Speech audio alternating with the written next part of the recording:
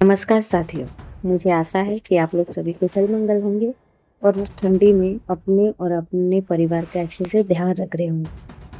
क्या आपको पता है दोस्तों, हिटलर कौन थे? क्या हिटलर जन्म से ही डिक्टेटर थे, तानाशाही थे? तो इसका जवाब होगा, कोई जन्म से तानाशाही नहीं बनता है। उनको कुछ परिस्थितियां, कुछ सिचुएशन ऐसी आई जिनके कारण वो तानाशाह बन गए। तो आज बात करेंगे हम लोग हिटलर के बारे में।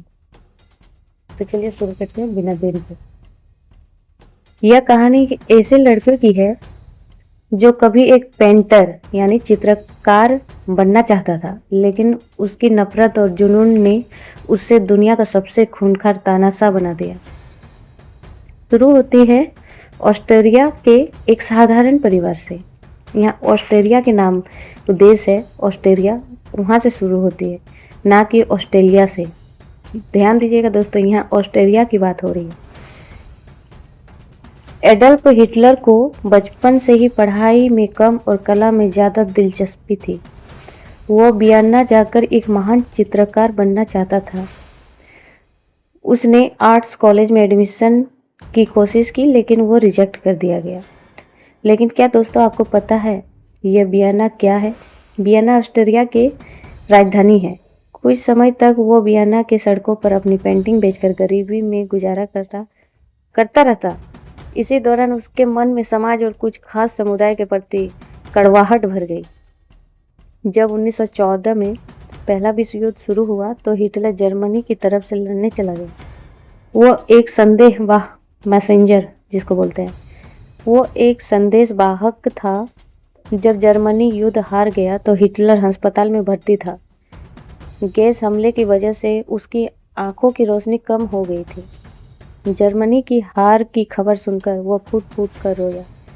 उसने इससे जर्मनी की पीठ में छुरा घोंपना माना और कसम खाई कि वो आसमान का बदला लेगा। मतलब वो कसम खा लेते हैं कि मुझे इस अपमान का बदला लेना है।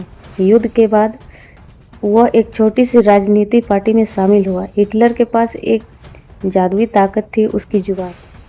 जब वो बोलता था तो हजारों की भीड़ मंत्र मुग्ध हो जाती।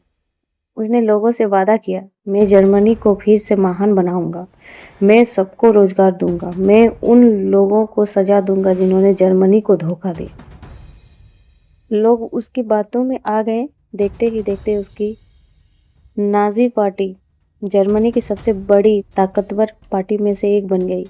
1933 में वह जर्मनी का भाग्य विधाता चांसलर बन गया। सत्ता का नशा और तबाही यहीं से शुरू होती है। सत्ता हाथ में आते ही हिटलर का असली चेहरा सामने आया। उसने खुद को सर्वोच्च नेता घोषित कर दिया और उसने एक खौफनाक विचार फैलाया कि केवल आर्य नस्ल ही दुनिया पर राज करने के लिए बनी है। उसने लाखों अहिदुदों को यातना शिविरों में कैद कर लिया और उन्हें गैस चैम्बरों में मार डाला। उसकी जीत की भूख इतनी बढ़ गई कि वो एक एक करके पड़ोसी देशों पर हमला करना शुरू कर दिया, जिससे द्वितीय युद्ध विश्व जो सेकेंड विश्व युद्ध है, जो सेकेंड वर्ल्ड वार है, वो छिड़ गया। आखिरी दिन बंकर की अंधेरी दुनिया में शुरू में तो उसे बहुत जीत मिली, लेकिन धीरे धीरे पूरी दुनिया उसके खिलाफ एकजुट हो गई। 1945 आते आते रूस और अमेरिका की सेना बर्लिन जर्मनी की राजधानी तक पहुंच गई। हिटलर जमीन से कई फीट नीचे एक अंधेरे बंकर में छिपा हुआ था। बाहर गोलियों और धमाकों की आवाज़ आ रही थी। उसे समझ आ गया कि अब बचना नामुमकिन है। वह दुश्मन के हाथों पकड़ा जाकर अपमानित नहीं होना चाहता था। इसलिए 30 अप्रैल 1945 को उसने अपनी पत्नी ईवा ब्राउन के साथ आत्महत्या कर ली।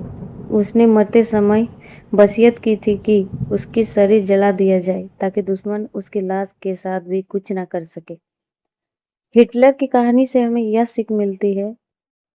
हिटलर की कहानी हमें दिखाती है कि कैसे एक इंसान का अहंकार और नफरत करोड़ों मासूमों की जान ले सकती है। मुझे आशा है कि आप लोग को अच्छी लगी हो मेरी वीडियो। अगर नहीं भी अच्छी लगी है तो प्लीज़ सपोर्ट कीजिए। धीरे धीरे मैं अपने आप को बेहतर बना लूँगी। Thank you.